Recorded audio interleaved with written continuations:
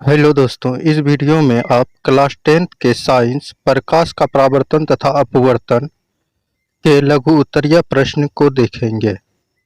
अगर हमारा सेशन आपको पसंद आता है तो हमारे चैनल को लाइक, सब्सक्राइब तथा शेयर करें। प्रश्न पहला है, क्रांतिक कोण किसे कहते हैं? उत्तर, जब प्रकाश की किरण सघन माध्यम से विरल माध्यम में प्रवेश करती है तो वह अभिलंब से परे हटती है, अर्थात विरल माध्यम में बना अपरिवर्तित कोण आर सघन माध्यम में बने आपतित कोण आई से बड़ा होता है।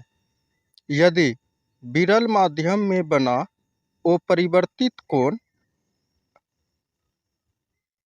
एक समकोण के समान हो जाए तो इसके सापेक्ष सघन माध्यम में बना आपतित कोण क्रांतिक कोण कहलाता है।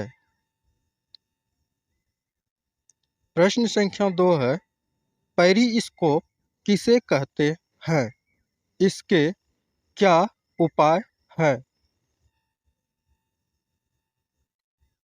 उत्तर, पेरिस्कोप एक यंत्र है जिसके द्वारा हम छिपी हुई वस्तुओं को देख सकते हैं। सैनिक खाइयों में छिपकर मैदानों पहाड़ों को देख सकते हैं और पनडुब्बियों में बैठे सैनिकों समुद्र तल का पर्यवेक्षण कर सकते हैं।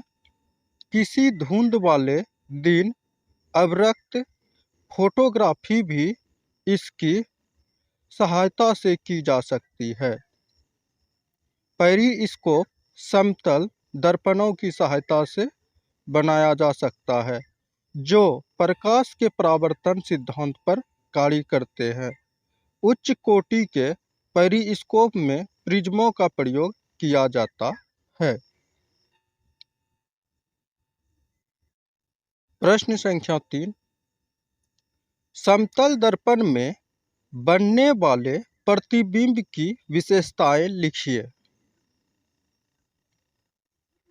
उत्तर, समतल दर्पण के सामने जितनी दूरी पर कोई वस्तु हो उसका बिंब उतना ही पीछे बनता है।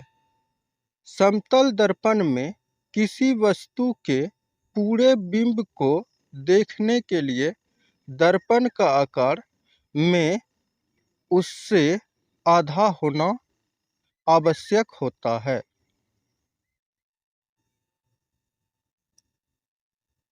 प्रश्न संख्या 4, अवतल दर्पणों के उपयोग लिखिए।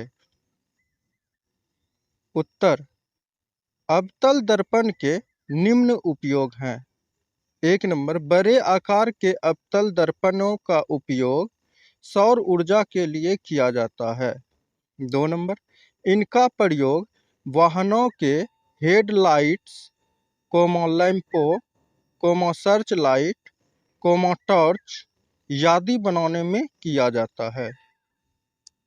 3 नंबर, शेविंग दर्पणों को बनाने में इनका प्रयोग किया जाता है।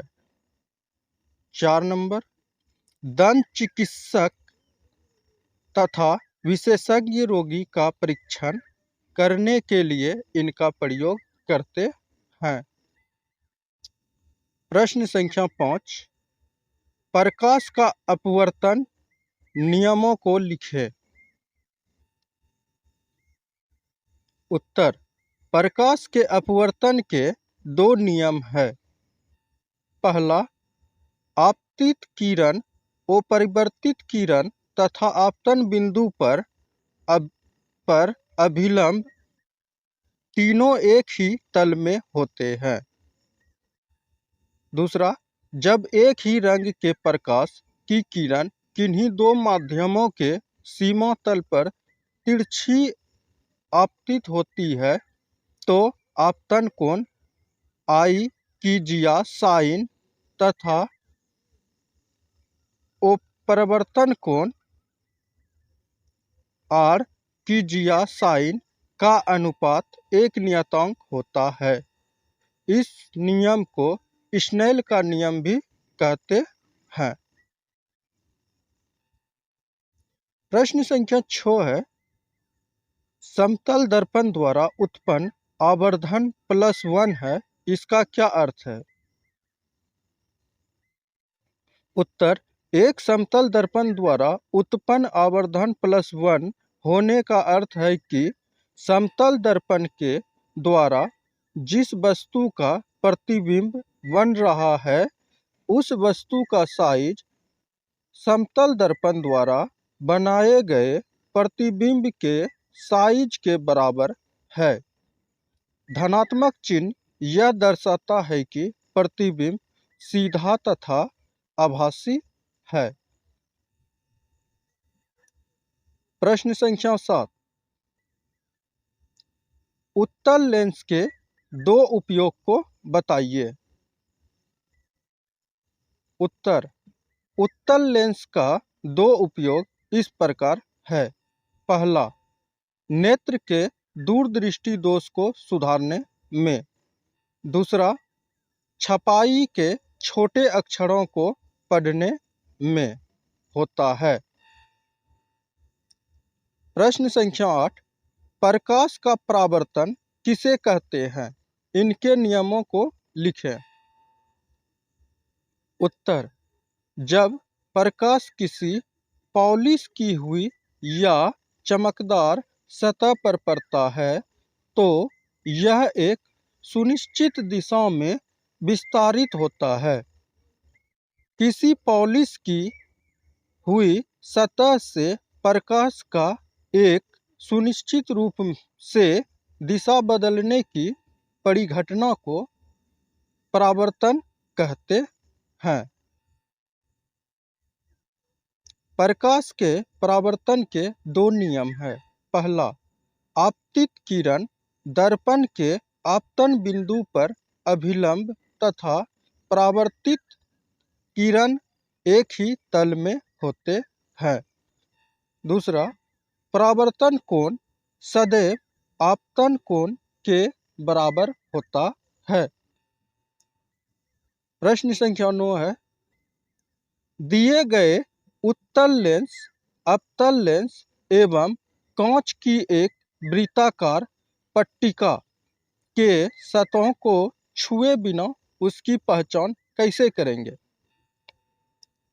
उत्तर, उत्तल लेंस, अवतल लेंस तथा कांच की पट्टिका को मुद्रित अक्षरों के ऊपर रखकर उठाने से यदि अक्षरों का आकार बढ़ता हुआ दिखाई दे तो वह उत्तल लेंस होगा और यदि अक्षरों का आकार छोटा दिखाई दे तो वह अवतल लेंस होगा और यदि अक्षरों का आकार समान रहे तो वह कांच की वृत्ताकार पट्टिका होगी। प्रश्न संख्या 10 है, हमें वाहनों में उत्तल दर्पण को पार्श्व दृश्य दर्पण के रूप में वरीयता क्यों देते हैं? उत्तर, उत्तल दर्पण को पार्श्व दृश्य दर्पण के रूप में इसलिए वरीयता देते हैं क्योंकि वे सदैव सीधे प्रतिबिंब बनाते हैं। इनका दृष्टि क्षेत्र भी बहुत अधिक है क्योंकि ये बाहर की ओर वक्रित होते हैं। प्रश्न संख्या 11, उत्तल लेंस को अभिसारी लेंस क्यों कहा जाता है? उत्तर, उत्तल लेंस के द्वारा आपतित समांतर किरणें अपवर्तन के फलस्वरूप एक बिंदु पर मिलती है, यानी उत्तल लेंस प्रकाश के समांतर किरणों को अभिसारित करता है। अतः उत्तल लेंस के इसी गुण के कारण अभिसारी लेंस कहते हैं।